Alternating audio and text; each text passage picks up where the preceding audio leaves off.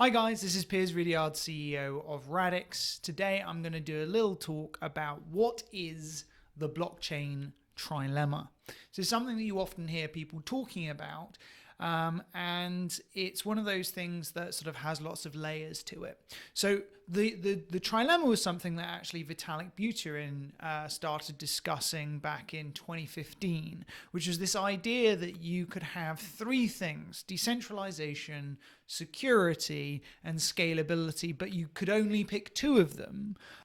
The way that Radix works and the way that Radix gets around this sort of security, decentralization, scalability problem is that we fundamentally take a sharded first approach. And this is first how we think about sharding the data. Now, sharding is the way in which you break up a large set of data, right? So you can think of sharding as chopping up something that's very large into smaller bits. You could think about data sharding from the point of view of, let's say I took a random subsection of 1 million people in the world.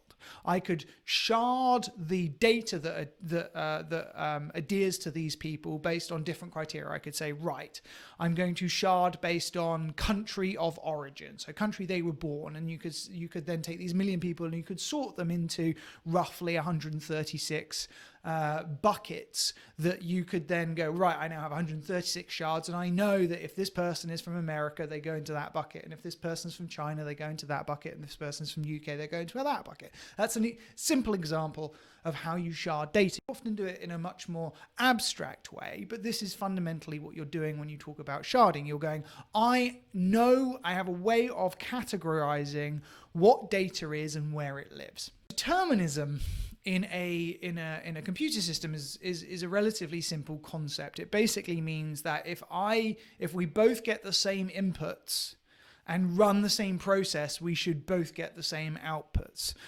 What Radix does is very different. What we do is we say, right, let's start with a fixed shard space. Let's not mess around with dynamically sharding or increasing the shard space as we go. Let's say that there is a set number of shards.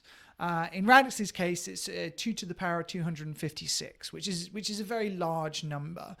Given an input, given data, for example, a transaction, I know just by looking at the data submitted to the ledger deterministically what shard it lives on. What it means is that you don't have to store all state. We have enabled you a way of deterministically mapping data to places in the ledger. So now I can say, right, well, these two transactions are both coming from the same wallet address, which means that the information that pertains to them are stored in the same place in the network, which means that you're grouping together related transactions.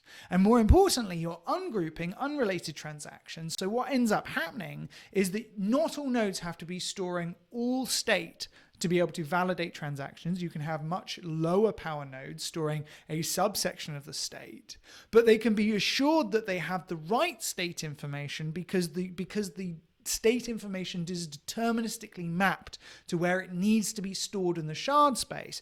So what happens when you have to cross transactions across shards? Obviously, in a 2 to the power 256 shard space, that's a really common occurrence. Now, this is the clever bit of Radix. This is what makes it sort of special. This concept of Cerberus, which is our consensus algorithm, allows you to stitch together consensus operations across multiple shards. It allows both synchronous and asynchronous information to have consensus on it. So if two shards are validating two transactions that aren't related, those are entirely asynchronous operations that can be done by the lower power nodes that are operating just some of the sub-shard space. But if there is a transaction that needs to cross across multiple shards and they all need to be coordinated together, then Cerberus creates these consensus braids, which allows you to bring together in synchrony multiple shards so that the nodes can come to a collective agreement as to whether or not the state update is correct or not. which means that you're able to have an incredible amount of throughput, while at the same time ensuring that you retain things like atomic composability, and while at the same time not overburdening the amount of transaction power or amount of processing power any one node needs to have in the entire shard space. Which is how Radix sort of bridges this gap between scalability, decentralization, and security, and allows you also to have these functions that make DeFi really special, which is this atomic composability between applications, this ability to go, right, I want to call Uniswap and Aave and Compound all at the same time, and if I don't have all of the things that I'm trying to get from them and pass them between them in a single block, then I want it to fail. That's a huge amount of what's happening in DeFi at the moment. Whereas what Cerberus is doing is allowing this highly sharded, deterministically data mapped, high scalability, yet synchronous across shards data and consensus to all work in synchronicity and create this wonderful experience for both developers and users that allows you to maintain all of the lovely things that happen within a unsharded blockchain to continue to happen across a high scalability ledger like Radix.